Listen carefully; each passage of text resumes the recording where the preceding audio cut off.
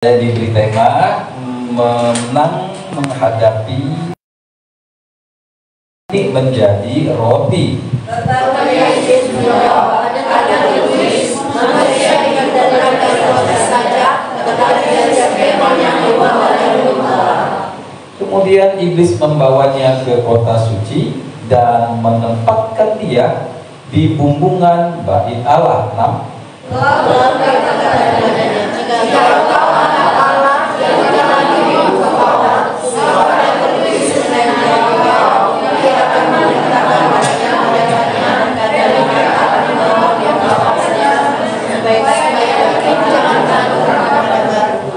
Yesus berkata kepadanya, ada pula tertulis, janganlah engkau mencobai Tuhan Allahmu. 8. Dan iblis membawanya membuat satu yang sangat tinggi, dan berkata kepadanya semua kerajaan dunia. Dan berkata kepadanya, semuanya itu akan kuberikan kepadamu jika engkau sujud menyembah aku. 10. Maka berkata Yesus kepadanya, nyalalah iblis, sebab ada tertulis, engkau harus menyembah Tuhan Allahmu, dan hanya kepada Dia saja engkau berbakti. Sama-sama 11. Lalu Iblis meninggalkan dia dan melihatlah malaikat-malaikat datang melayani Yesus. Saudara-saudara, Injil Matius ini kan tahu ya, ini sedikit banyak mahasiswa ya.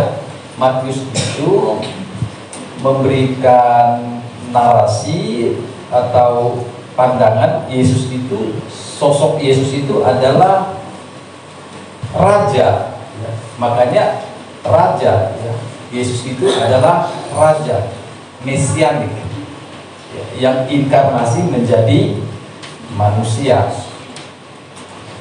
Nah, tema ini saudara, saya mengajak kita sebenarnya untuk melihat makna teologis dan implikasinya ya. Makna teologis dan implikasinya menang menghadapi pencobaan. Jadi harus ada makna teologis dan implikasinya ya. Kalau tidak, itu hanya teori saja. Sebab Yesus itu Tuhan yang menjadi manusia.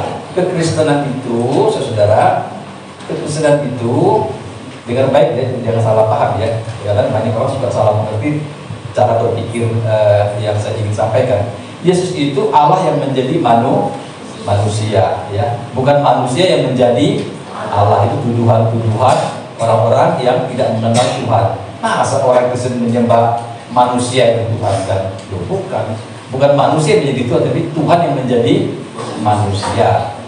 Itulah bedanya kekristenan dengan kepercayaan di luar Kristen. Saya tidak boleh ngomong agama ya, salah lagi kan. Jadi kekristenan itu berbeda dengan kepercayaan di luar Kristen. Di mana bedanya? Halo. Bedanya adalah manusia itu mencari Allah. Ya, agama ya, di luar Kristen ya, manusia mencari Tuhan. Ya, manusia mencari, maka dengan aturan, ada aturannya, tidak boleh ini, tidak boleh begitu, harus begini, harus begitu. Nah, kalau kekristenan beda, semuanya tidak ada. Ya, Alkitab berkata, Rasulullah bilang apa? Semuanya boleh. Ya, apakah semuanya memuliakan Allah? Nah, bedanya adalah kalau di luar Kristen, manusia yang mencari Allah. Kalau dalam Kristen, Allah yang mencari manusia. Makanya tidak ada metodenya, tidak ada caranya. Saudara mau cara sembahyangnya bagaimana? Ada enggak? Kalau tidak belajar, tidak paham, maka gereja juga ribut. Karena menurut gereja A, B, C, D, E, F, ya semuanya masing-masing mengklaim ini yang benar.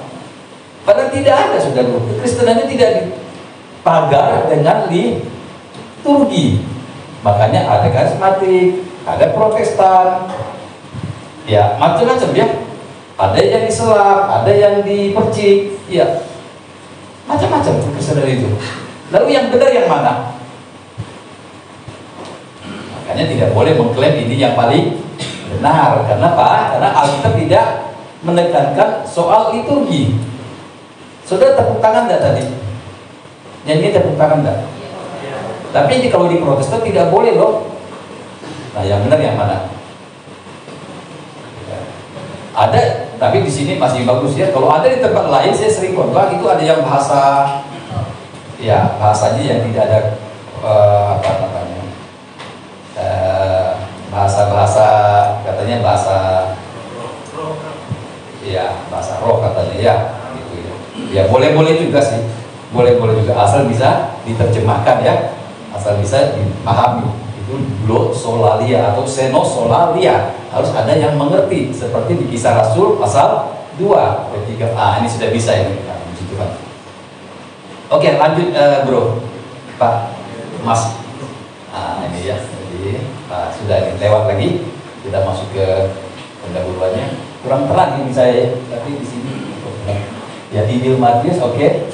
Allah yang berinteraksi menjadi manusia, ini yang membedakan apa namanya kekristenan dengan ajaran di luar Kristen, karena Allah yang menjadi manusia ya. Allah bisa menjadi apa saja, tapi Allah menjadi manusia karena Allah yang berkuasa. Oke, kita lihat yang pertama saudara, coba kita lanjut Pak ya.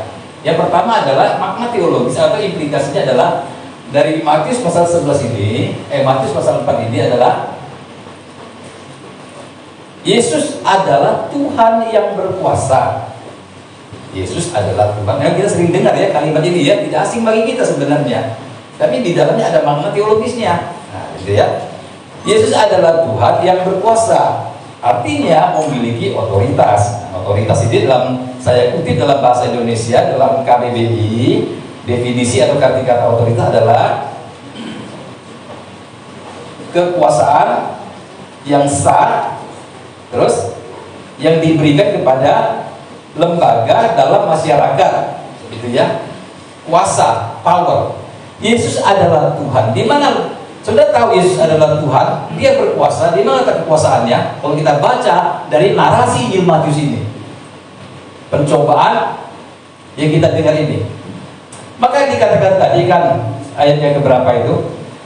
Ayat 3 dan 4. Coba kita eksposisi ayat 3 dan 4. Lalu ayat 3 dan 4, lalu apa? Sama-sama. Lalu datanglah si pencoba itu dan berkata kepadanya apa?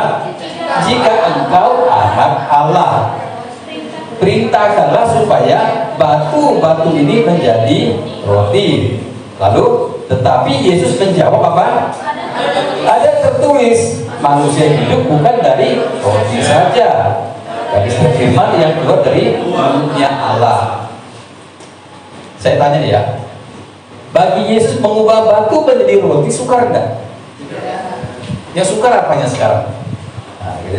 Kalau orang yang tidak, harus ada jawabannya baliknya. Lalu yang sukar apanya kalau begitu? Ini makna teologisnya, ada implikasinya bagi kita ya. Jadi selalu firman Tuhan itu berkorelasi dengan kita. Amin, saudaraku. Tidak mungkin tidak mungkin hanya teori.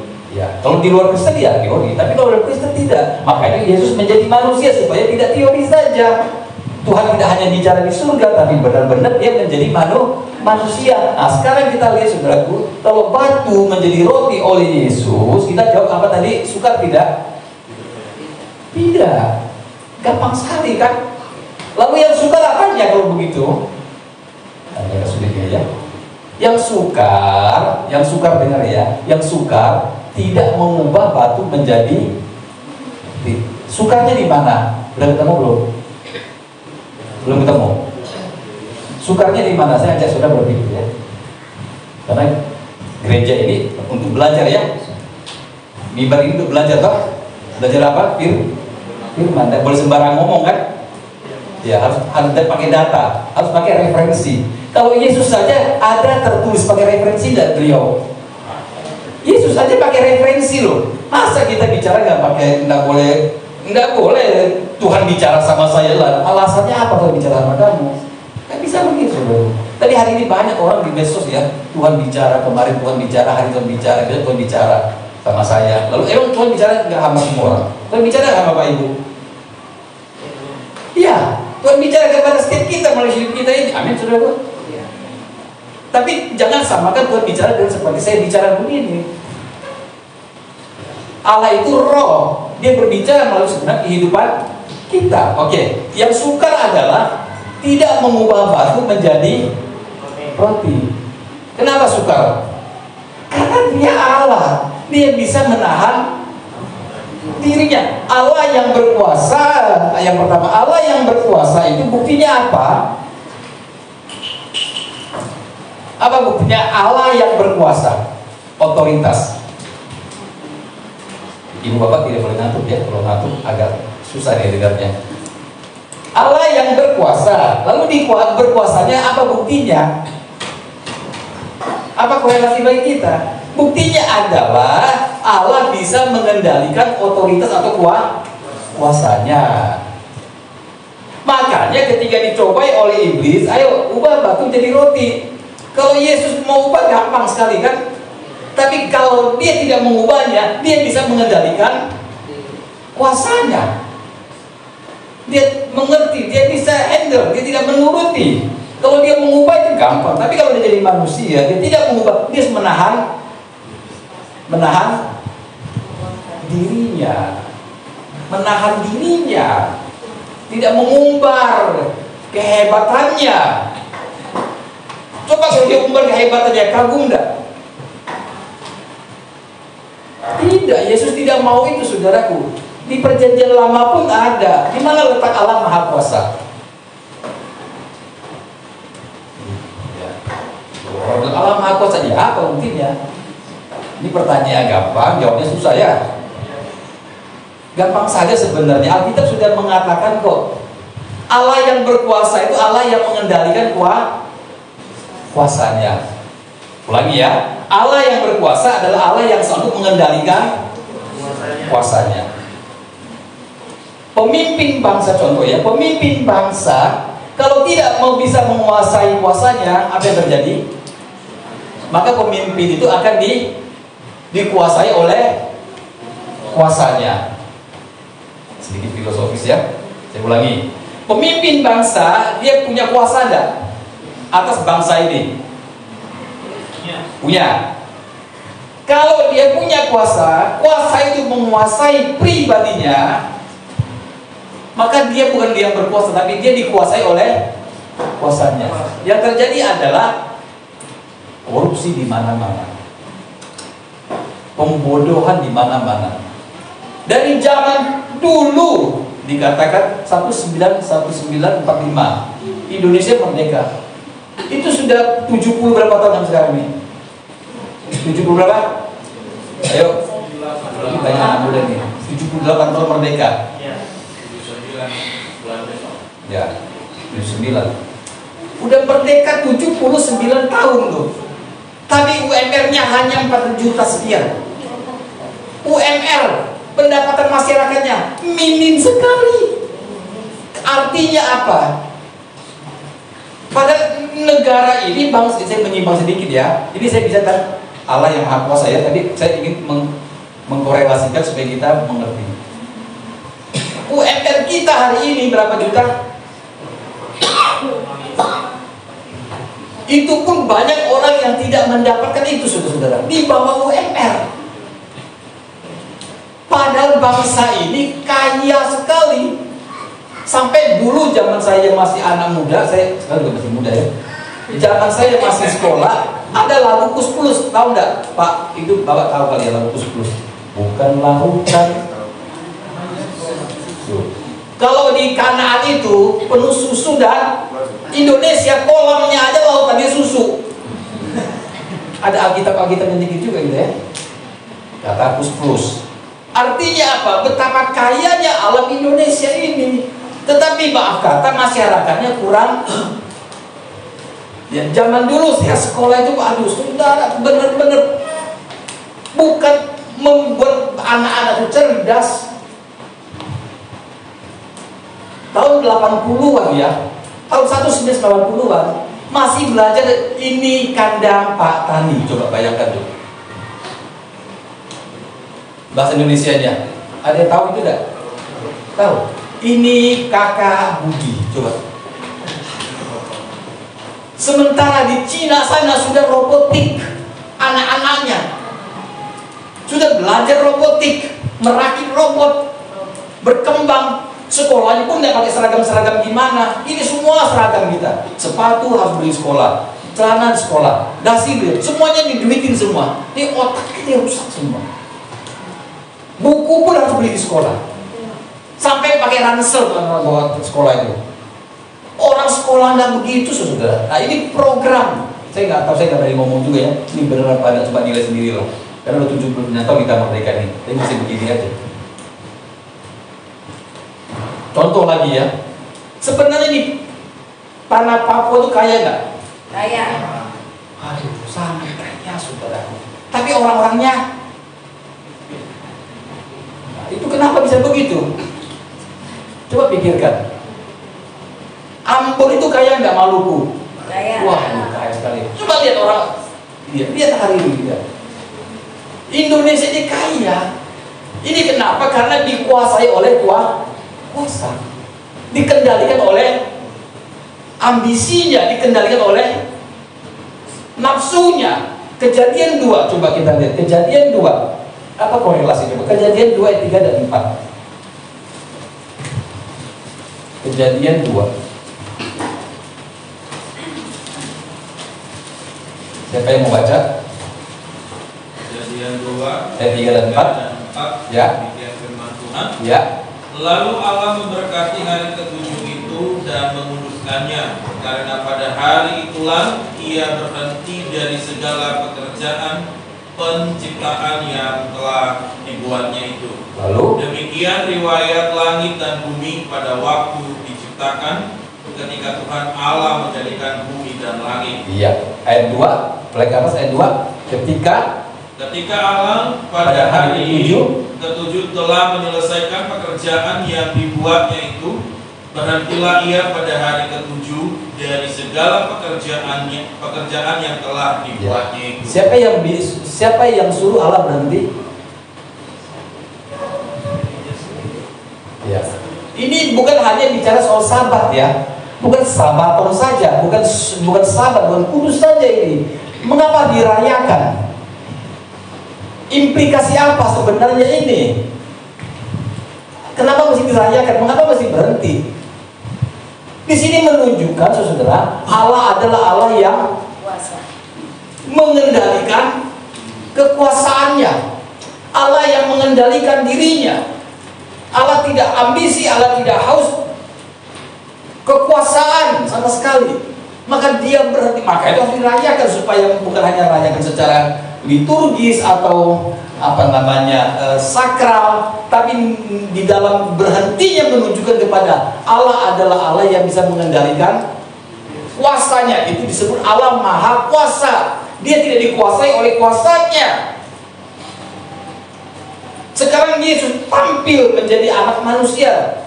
Maka itu iblis mencoba supaya dia melanggar. Coba tunjukkan kehebatanmu. Tapi Tuhan berkata, ada tertulis. Artinya apa? Yesus bisa mengubah batu menjadi gampang sekali, tapi dia tidak mengubahnya. Kenapa dia tidak mengubahnya? Apakah dia takut? Tidak, dia bisa mengendalikan kuasa. Mengapa Adam dan Hawa jatuh dalam dosa? Jawab nih, banyak orang sekolah ini. Salah setan, Tuhan, atau siapa? Ini banyak jadi polemik ya, perdebatan yang tidak ujung usai. Adam dan Hawa jatuh dalam dosa. Iblis kan bilang begini, makan buah yang di tengah taman itu, kalau kamu makan, kamu akan sama seperti Allah. Padahal ketika Allah menciptakan manusia, Kejadian 1 ayat 26-28, baiklah kita lanjut menjadikan manusia menurut gambar dan rupa kita. Allah menciptakan manusia itu menurut gambar dan rupa Allah, tanpa harus makan buah apapun juga. Amin. Paham gak nih? Tapi iblis bilang apa? Ayo makan, kalau kamu makan, kamu akan sama seperti Allah. Harusnya manusia itu ketika Allah menciptakan segambar serupa dengan Allah, manusia itu punya kuasa untuk mengendalikan apa? Dirinya. Harus tahu diri, kira-kira begitu ya. Nah, ini indikasinya. Saudara pernah ketemu orang yang nggak tahu diri? Saudara pernah ketemu orang yang nggak pernah tahu diri? Jangan lihat sebelahnya. Saudara bayangkan ya, orang kalau tidak tahu diri itu enak enggak? Menjengkelkan enggak? Tidak bagus kan? Iya, karena tidak sesuai dengan Alkitab. Alkitab mengajarkan supaya kita sama seperti Kristus. Seperti apanya sekarang? Kan banyak slogan ya, ayo seperti Yesus. Seperti apanya coba? Apanya? Ya, tahu diri lah. Ketika dia menjadi manusia, dia tahu diri, saudara-saudara. Adam dan Hawa bisa jatuh dalam dosa karena tidak tahu dirinya. Ada kuasanya yang harus dia handle. Saudara punya mobil ya, mau enggak dikasih mobil bagus? Mau lah. Mau ya kasih mobil ya? Mau. Kasih motor mau? Mau. Motor yang bagus sekali, yang harganya 30 jutaan, 40 jutaan, motor roda 2. Ya, mudah mau ya? Mau. Ya kasih ya, kasih, tapi saudara tidak boleh pakai rem. Gak ada remnya itu. Ya matilah. Mobil sebagus apa berjuang gak ada remnya, gak ada gunanya. Pohon pengetahuan yang baik dan jadi sebenarnya kuasa yang Allah taruh supaya manusia itu punya rem, tahu diri. Bayangkan ya orang kalau tidak tahu diri ya, repot ya.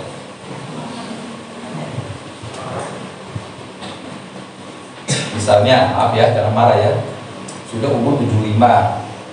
Misalnya nih, umur 75, tapi dia nggak tahu diri.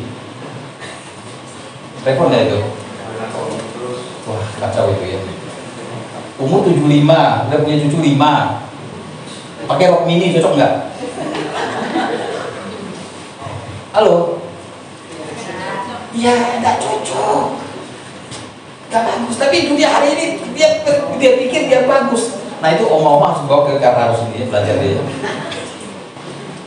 Opa kalau sudah umur 75 jangan pakai kacamata hitam lagi opa, nanti nabrak tembok. Nggak keren itu opa. Umur 75 jangan pakai jeans, celananya repot makanya beratkan jeans daripada kamunya. Cocoknya pakai piyama.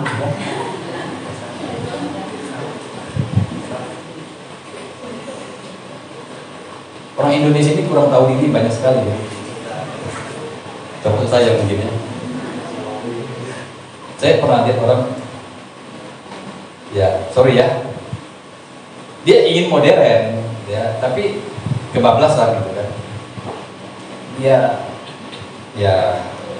kan kalau orang bule itu kan matanya biru kadang-kadang ya, ori ya, ori itu kadang-kadang ada yang warna iya, ada yang hijau loh. Ada yang hijau, ada yang gitu. Itu Eropa unik gitu ya. Bagus. Terus bulu matanya itu naik ya. Apa ini namanya? Gitu ya. Alis. Bukan, alis apa? Ini. Bulu mata. Nah, bulu mata gitu. Nah, saya sengaja pakai supaya saya ngantuk gitu loh. Nah, ada bulunya. Itu asli toh. Iya, asli. Bulu matanya bagus, matanya biru, hidungnya mancung. Aduh, cakep banget. Ya, bibirnya mungil. Berat badannya, tinggi badannya 170. Ya, minimal tuh 170. Bule. Maybe kan bagus. Memang dia Tuhan ciptakan begitu, bagus. Tuhan pun punya daya seni yang tinggi. Tuhan ciptakan juga orang yang pendek, ada kan? 160, 150. Rambut hitam, ada toh? Banyak. Sebelahmu itu loh. Hidungnya mancung ke ada. Ada. Bibirnya kayak bule apa kayak ya beda. Itu kan karya Tuhan, Tuhan seni kan, bagus tidak? Bagus. Kenapa kita bilang nggak bagus? Mengapa kita niru-niru yang di luar? Tapi orang Indonesia suka niru. Rambut hitam dibikin Yang pelan. Nah, terserah lah yang punya duit lah ya. Saya tidak bilang nggak boleh, boleh saja.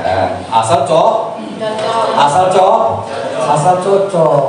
Kalau nggak cocok, bayangkan ya, udahlah kecil, rambutnya keriting, matanya dikasih warna software warna biru, coba bayangkan.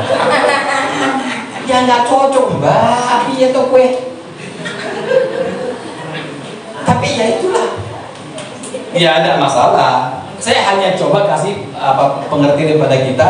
Kita harus tahu diri. Jadilah dirimu. Aku begini ya nggak apa-apa. So what? Kenapa memangnya?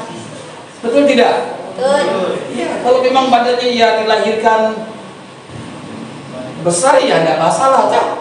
Asal jangan sakit-sakitan. Ya udah umur 75 masih suka soto babat, ya habislah, matilah. Tahu diri. Jadi diri. Ya jangan. Allah menciptakan Adam dan Hawa.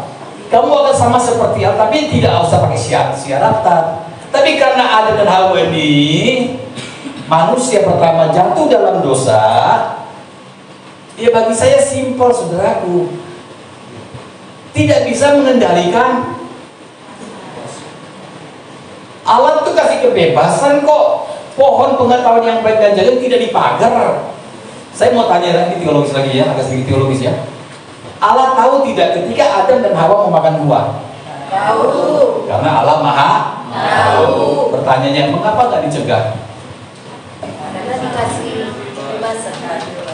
Mengapa Allah dia mau makan buah yang gimana? Kita bikin buahnya berulang aja ya, sehingga tidak dimakan, kan tidak? Atau dikasih pagar yang tinggi sekali, atau dikasih anjing herder di situ supaya nggak bisa masuk ada hal? Tidak, bebas saja. Makanya kejadian 3 itu Allah ada Hawa melihat buah itu menarik hati loh, malah dibiarin saudara.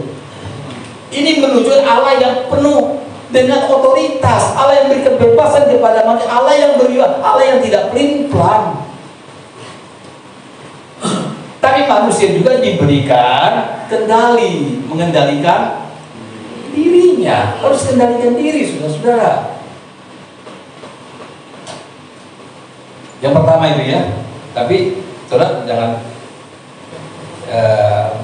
ini ya, tidak mencatat ya. Ini penting sekali karena Allah Maha Kuasa menunjukkan Allah itu punya kuasa, dia mengendalikan diri. Manusia diciptakan sama dengan Allah. Apanya sama sekarang? Ayo, apa yang sama? Nafsunya, kendalikan diri kita. Kita bisa mengendalikan diri. Pegang handphone berapa lama kita tiap hari? Pegang HP berapa lama kita satu hari? Berapa jam?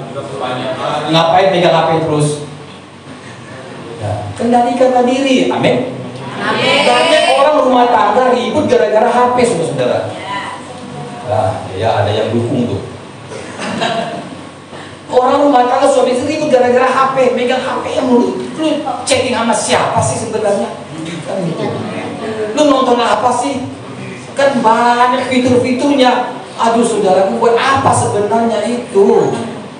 Kalau hanya knowledge pengetahuan ya boleh lah, tapi kalau sampai pegangan sampai jempol ini nggak lihat dia bisa mencet, itu udah gak bener gitu kan. Coba suruh anak muda sekarang kalau suruh chatting cepat banget jarinya. Saya bingung, kok bisa begitu di mata atau jempol? Cepat banget ya. Kenapa cepat? Karena tiap hari saudara berapa jam dia pegang itu. Kalau ibu-ibu pegang HP mau ngapain? Ayo.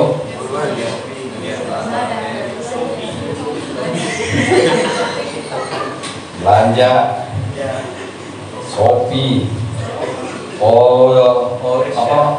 online apa pinjol, pinjaman online. Lihat yang bapak-bapak, lihat wanita-wanita yang cantik, yang seksi. Wah, saudara, habislah kita. Lama-lama kita akan neraka semua begini. Iya, kita terbuai, kita nggak paham saudaraku. Mana ada orang nonton HP nonton film sinetron 2 jam 3 jam lalu berkata, puji Tuhan aku diberkati, ada? Nggak ada kan? Apalagi India, apalagi Korea. Apa sih begitu dunia ini, coba orang mau apa? Apakah setelah nonton sudah bilang, puji Tuhan iman saya dikuatkan, ada begitu? Ya kalau Anda janganlah, hanya sekedar tahu boleh lah. Maaf ya kalau ada yang tersinggung ya, paling nggak diundang lagi sama Pak Aldo. Jadi yang pertama ini implikasi baik sekali ya. Allah aja pakai referensi, tidak boleh sembarangan. Ada tentu Adam dan Hawa nggak pakai ada tertulis, dia so tahu. Maka Pak Adam dan Hawa bisa langsung. Karena Tuhan udah bilang jangan makan buah tengah taman. Kejadian 2 itu 16-17 sudah jelas diomongkan. Tapi Adam dan Hawa, kalau kita lihat dialognya, dia coba-coba untuk berdiskusi, so pintar dia. Makanya jangan so pintar, amin saudaraku. Harus tertulis, Adam dan Hawa ini so pintar. Saut-sautan dia. Saut perempuan itu kepada ular itu, buah pohon pun dalam taman ini boleh kami makan, coba. Karena sudah tertulis. Yesus berkata, ada tertulis. Ini apa implikasinya bagi kita? Kalau saudara hidup ini harus ada, misalnya dalam dunia kita ya, dunia pendidikan, ingat itu harus ada referensinya. Tidak bisa kita tahu sendiri, nggak ada. Ini kan kalau kita lihat begini semua kan hasil pendahulu-pendahulu kita kan, benar nggak? Ada peniruan toh. Iya, ada peniruan. Nah, mungkin kita bisa tahu sendiri. Saya bisa berbuat begitu karena saya belajar juga dengan orang-orang yang sebelum saya. Yang kedua, apa makna teologisnya? Yang kedua, firman Tuhan Alkitab adalah dasar bangunan gereja. Ayat 4 sampai 7 ada tertulis, saya sudah baca. Yang kedua, slide yang kedua, firman Tuhan atau Alkitab adalah dasar bangunan gereja, ya. Ada dikatakan situ ada tertulis, lalu ada tertulis. Saudara-saudara, hanya firman Tuhanlah yang bisa mengubah kita. Roh Kudus mengubah kita kepada firman Tuhan, Roh Kudus bekerja. Maka dikatakan Roma 1 ayat 16, Roma 1 ayat 16. Ini bagus sekali ya, Roma 1 ayat 16. Roma 1 16 dan 17. Apa bunyinya? Sebab apa? Aku mempunyai keyakinan yang kokoh dalam Injil, karena Injil apa?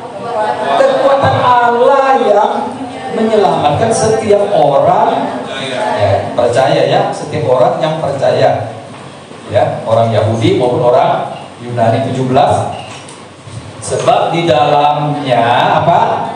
Nyata kebenaran Allah yang bertolak dari iman dan memimpin kepada iman, seperti ada tertulis, orang benar hidup oleh iman. Apa itu iman?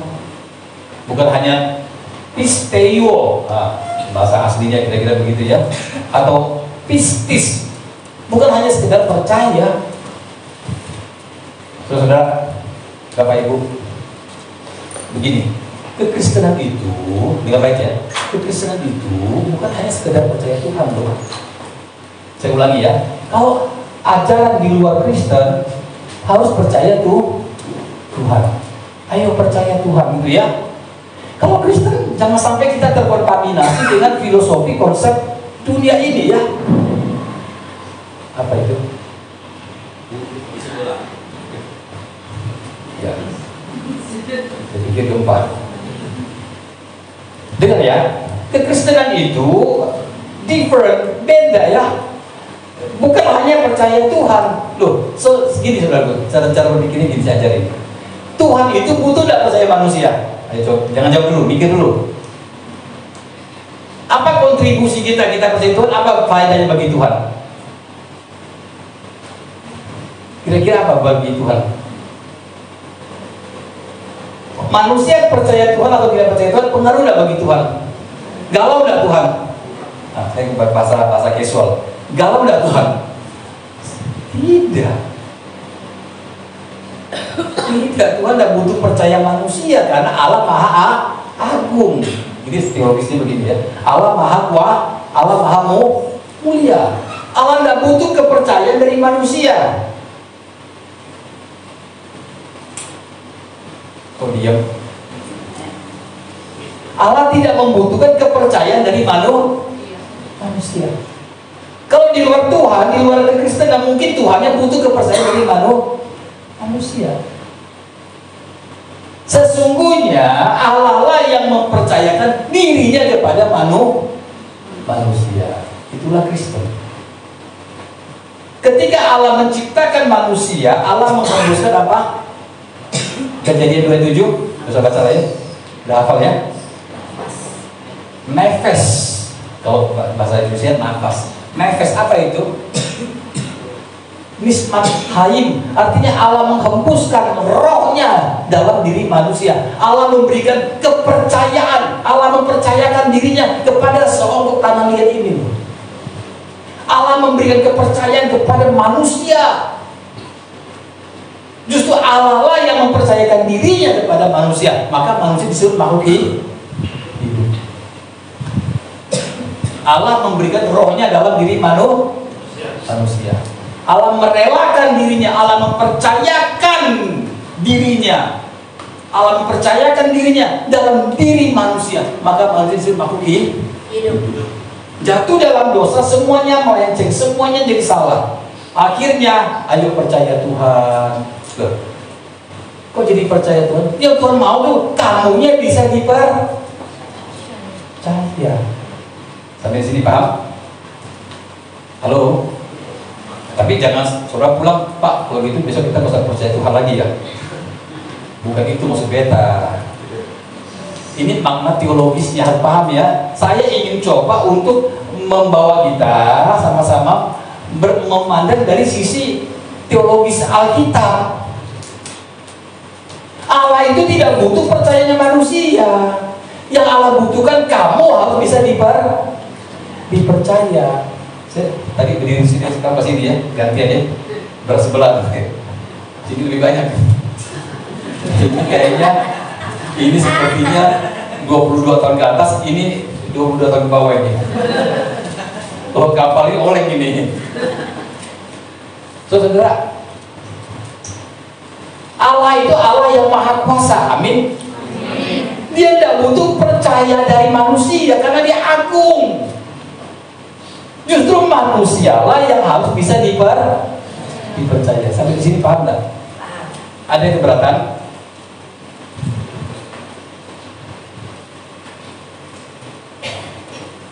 Allah lah yang harusnya memberikan kepercayaan kepada Allah. Jatuhnya dalam dosa, it means artinya manusia tidak bisa dipercaya. Begitu saudara. Jatuhnya manusia dalam dosa karena manusia tidak bisa dipercaya. Bohong dia, pendusta. Mengapa bohong itu dosa? Nah, teologisnya begitu, dasar biblikalnya harus kuat, harus mengerti. Jangan hanya pahami seperti agama tertentu. Oh, bohong itu dosa loh. Tidak, bohong itu apa? Bohong bagi kita orang Kristen itu dalam maknanya, bukan hanya sekedar mengatakan tidak sesuai dengan fakta, bukan. Tapi di balik semuanya itu, karena manusia sudah tidak bisa dipercaya. Tuhan bilang jangan makan, kamu makan. Tuhan tidak larang, kenapa? Tuhan mempercayakan dirinya. Makanya kendalikanlah kepercayaan yang Tuhan berikan kepada kita. Saudara dan saudara di sini tidak perlu lagi, ayo bangun pagi doa, betul tidak? Karena sudah bisa dipercaya, Pak. Saudara ketemu uang 1 juta misalnya, contoh. Di jalan atau di jalan terlalu banyak ya, atau di sinilah ketemu uang 1 juta, nggak ada orang lihat, apa saudara bilang? Padahal saudara lagi butuh duit nih, terus ketemu 1 juta segepok di lantai bawah, nggak ada orang lihat, saudara bilang apa? Puji Tuhan itu. Hah? Nuranimu bagaimana nuranimu?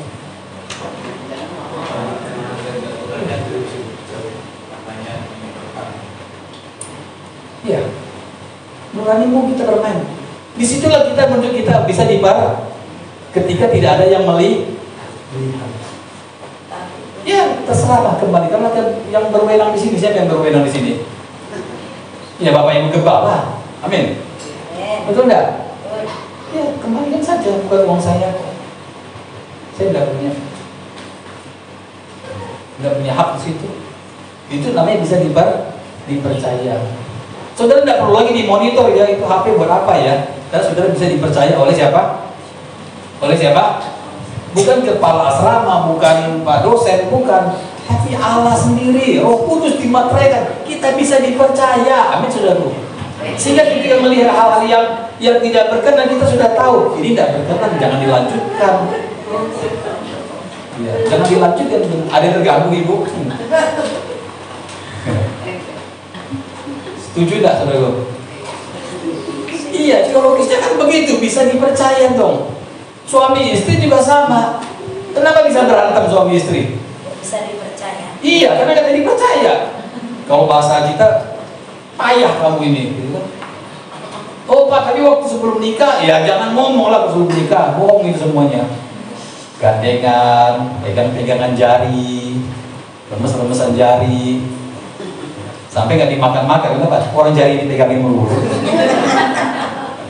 Kita cubit-cubitan, melet-meletan lidahnya, di foto, selfie, ya kan? Nggak dimakan-makan.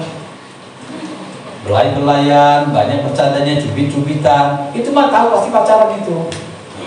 Coba udah nikah, diem-dieman, betul nggak? Yang parahnya lagi, diem-dieman udah pegang HP. Udah mbak kenapa bisa begitu? Ya itulah kenyataannya, saudara. Dunia, oh dunia, miris ya. Saudara berantem bertengkar suami istri gara-gara apa? Apa aja bisa berantem. Masalah duit, anak, sepatu, sendal, dompet, kunci mobil, semua bisa jadi masalah nanti. Pasti berantem. Ada aja ributnya. Makanya yang belum nikah ya, ada kabar baik hari ini. Tanggal 23 Juli 2023. Saran saya jangan nikah. Kamu sulit nanti kalau nikah. Swear. Kamu sulit. Kalau kamu udah ketemukan orang yang dewasa, kamu tidak dewasa rohani, kamu sulit. Yang ada marah, kesel, kecewa. Kenapa? Karena saya sudah lama di dunia pelayanan. Saya lama sekali menggembalakan, lama sekali. Tapi saya bukan menggembalakan sebuah gereja. Saya hanya apa namanya? Ya dikasih tugas saja. Jadi tahu, sampai saya ngerti. Jadi kalau lihat orang sebelum nikah itu gampang, kalau lagi makan pegangan jari, genggam-genggaman, itu belum nikah itu. Pasti belum nikah itu. Jadi bedanya gampang sekali bedakannya. Tapi kalau dia diem-diem, itu udah nikah itu ya. Ada ibu lagi ke rumah makan berantem, pulang berantem. Wah, kenapa? Karena setelah selesai makan, istrinya bilang, Mbak, bungkus sisa bawa pulang, sisa makanan bawa pulang masih sisa. Suaminya bilang, jangan, udah tinggal dikit itu, tinggal kuah. Gak apa-apa, bawa pulang aja, besok sarapan berkamu.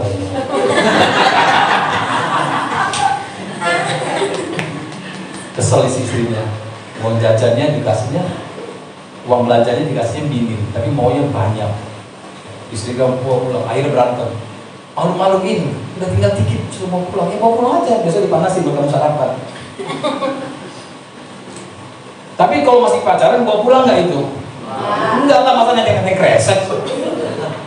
Kebayang nggak tuh orang pacaran nenek kresek? Enggak kan? Pasti ditinggal, walaupun dia nggak tinggal aja, gengsinya kan tinggi kok cowok kan? Tinggal aja dia.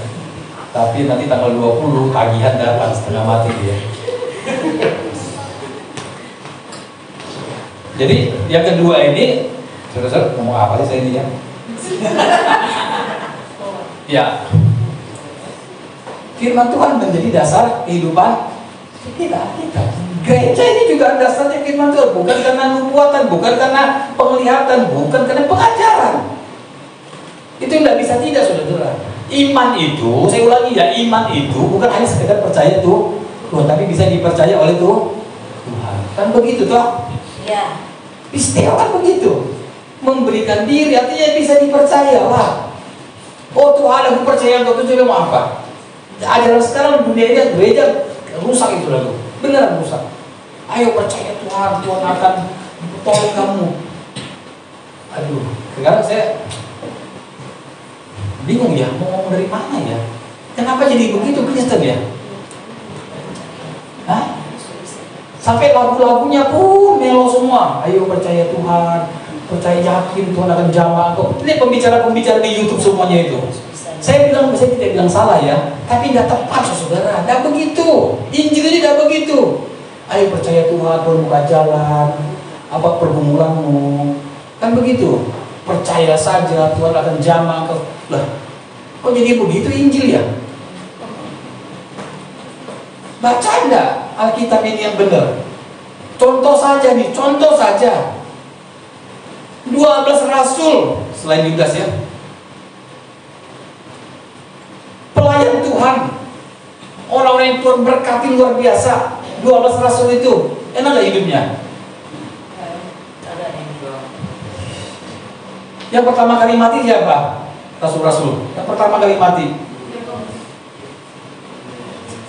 Stefanus. Stefanus dirajam batu sampai kena, bukan kena jadi mati. Sampai kena lah. Dirajam batu sampai mati, saudara-saudara. Itu martir pertama. Dia nyanyi enggak? Allah peduli, Allah mengerti. Nyanyi nggak gitu ya? Segala persoalan yang kita hadapi, sampai nangis dia. Nyanyi gitu nggak dia? Tidak. Dia gagah perkasa. Walaupun Allah tidak, itu perjanjian lama juga sudah ada kok. Andai kata Allah kami yang kami sembah tidak sanggup menolong kami dalam dapur api ini, kami tidak akan menyembah dewa Tuhan itu. Siapa ngomong begitu? Teman-temannya Daniel, Sadrak, Mesak, Abednego. 3 orang masuk ke dapur api, gila ada 4 seperti anak dewa kata si kaisar, si raja itu. Dari perjanjian lama juga sudah ada. Tapi sekarang Kristen sekarang apa masalahmu? Saya doakan. Jadi pendeta jadi sakti. Saya doakan. Kamu siapa sih bisa doakan? Nggak nyambung sebenarnya saudara. Rasul Paulus mati juga nggak enak saudara. Kemungkinan digergaji. Ngeri nggak itu? Nyanyi nggak dia? Nyanyi nggak dia? Allah peduli? Allah tak peduli. Kenapa? Kamu sudah bisa dipercaya. Tuhan tolong penyakitku. Kamu penyakit juga kamu salah sendiri kok makan sembarangan. Gimana sih? Ya, tapi nggak tahu lagi bisa diterima kan ya? Inilah pengajaran yang saya sering ajarkan di mana-mana. Allah itu bukan Allah yang kita ciptakan, tapi Allah punya. Saudara Adam dan Hawa ketika mau makan buah pun Allah biarkan kok. Amin dah. Tidak Allah bikin pagar yang tinggi, tidak. Allah Maha tahu. Allah jadi jauh melihat dengan air mata. Aduh, kenapa kamu gak jadi percaya nak? Tapi Allah kasih solusi. Aku akan selamatkan kamu. Tapi apa? Allah selamatkan, tapi kamu harus mengerti. Kamu tidak boleh manja. Kamu harus bayar harga. Nah sekarang gini kita bayar harga kan? Makanya hidup kita ini gak enak kan? Enak hidup ini? Enak. Tapi percaya Tuhan tidak? Harus. Apa bedanya kasih cinta? Kasih cinta. Ini kayaknya waktunya habis ya. Sudah 45 menit saya ini. Boleh lanjut tak? Boleh ya? Sampai jam 3.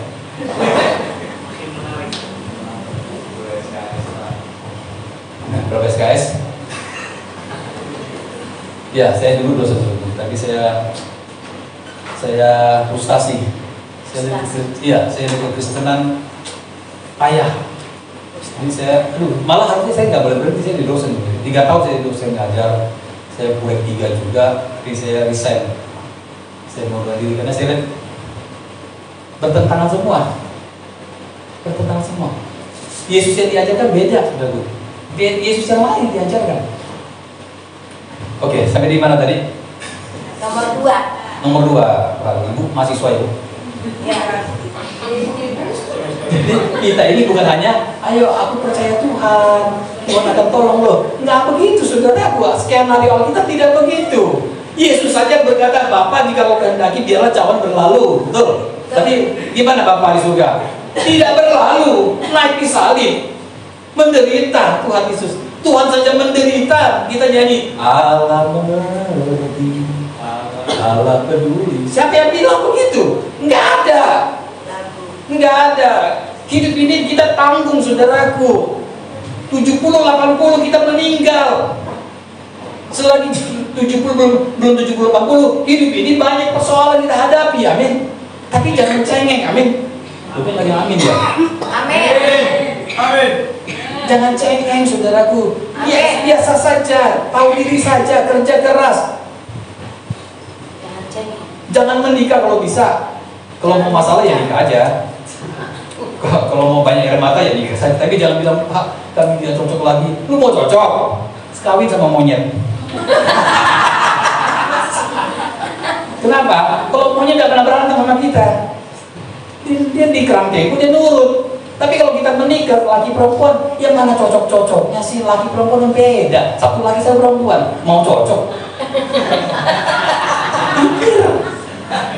Gak harus ditanya sih. Kenapa Mbak menikah dengan hari ini kok bisa punya anak 3, anak berapa? 2 ya? Kok bisa pisah? Si artisnya bilang karena kami tidak menemukan kecocokan lagi. Saya dengar gitu di TV, saya ketawa, saya lempar itu tapi saya yang tinggi saya ya. Gergetan saya. Ini orang ngomong apa ya?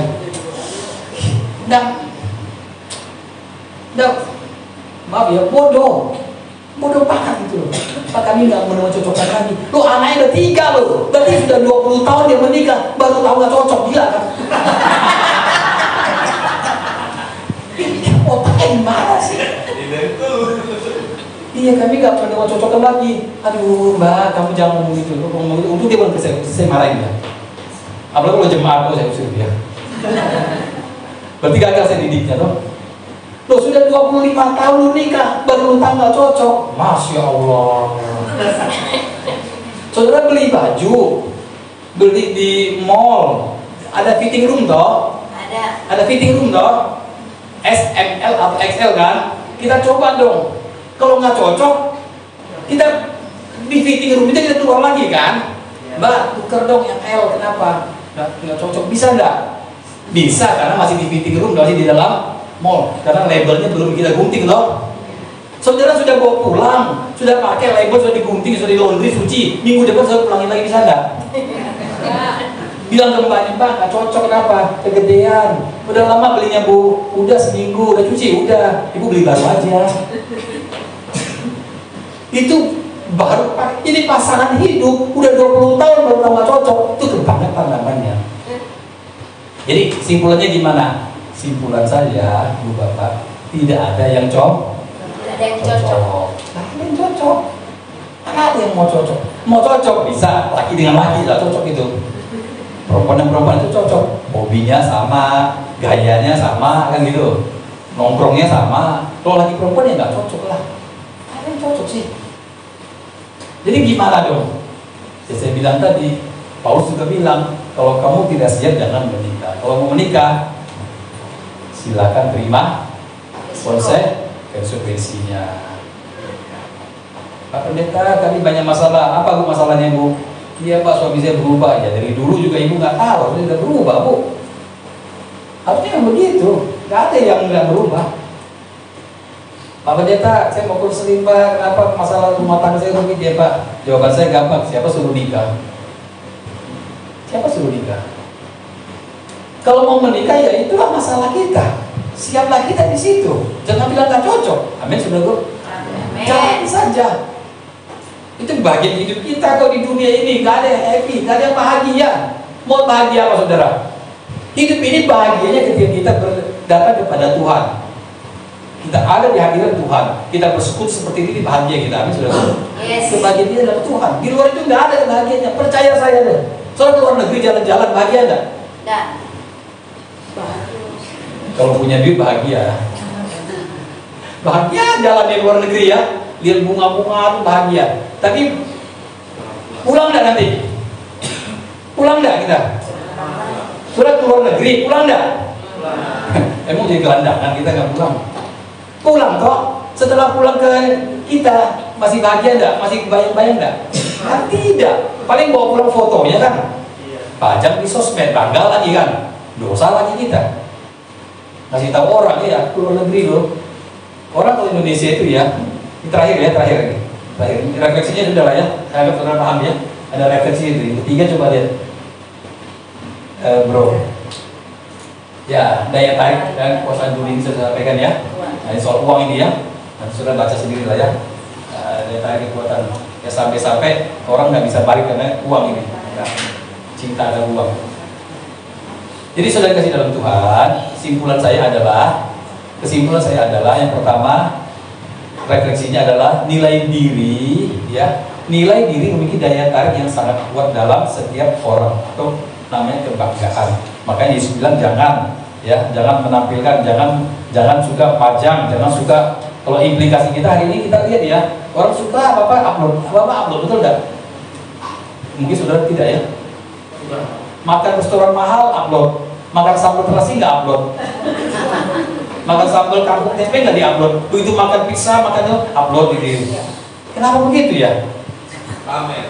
Iya, nggak boleh itu sebenarnya orang Kristen. Nah, ini implikasi kita. Kenapa mau nunjukin siapa diri kita? Nah begitu juga saudara. Saya lihat orang ya, pernah ke luar negeri. Begitu dia ke luar negeri, begitu mau keluar negeri, jangan keluar negeri, dalam kota saja atau keluar pulau saja. Kalau dia belum pernah naik pesawat, saya tahu. Tahu nggak apa? Semua difoto. Ban pesawat pun difoto sama dia. Pramugari difoto. Semua difoto, nanti diupload. Ya nggak apa-apa sih. Ya biasa saja lah. Amin saudaraku. Amin. Amin. Maaf ya ada tersinggung ya. Semua difoto. Sampai di Badak, kalau ke Israel itu nggak boleh difoto, dia handphone diambil, matilah. Orang nggak ngerti main foto-foto. Indonesia paling, orang Indonesia itu ya yang paling parah itu kalau ini kenapa? Satu ke toilet, dua foto. Selalu ke toilet. Kalau ke toilet satu, semua ke toilet. Nunggunya lama, waktunya habis. Ibu-ibu apalagi sekali ke toilet lama banget. 1 ibu, 5 ibu bisa 1,5 jam lebih. Nunggu dia, semua nunggu. Ada waktunya. Yang kedua, semua jangan foto-foto semua. Sabar nggak sabar, semua foto. Sampai tentara pun difoto. Lama-lama ditembak ini. Ya, keadaan dunia postmodern adalah potensi besar untuk menggeser iman ya. Orang nggak peduli Tuhan lagi, kekayaan materi bisa menjadi kutuk ya, atau juga bisa menjadi berkat, tergantung kita yang mengendalikannya. Saya kira itu ya yang saya sampaikan hari ini ya, tentang implikasi dan makna teologis. Kita bisa menang terhadap pencobaan ya, seperti Tuhan Yesus, dia bisa menang mengendalikan dirinya, tahu diri, sudah mengendalikan diri ya. Oke, Tuhan berkati kita semuanya, puji Tuhan. Mari kita doa kepada Tuhan. Ku mau sepertimu Yesus. Kita berdiri ya. Setelah itu saya serahkan kepada Bapak Wakil Kepala.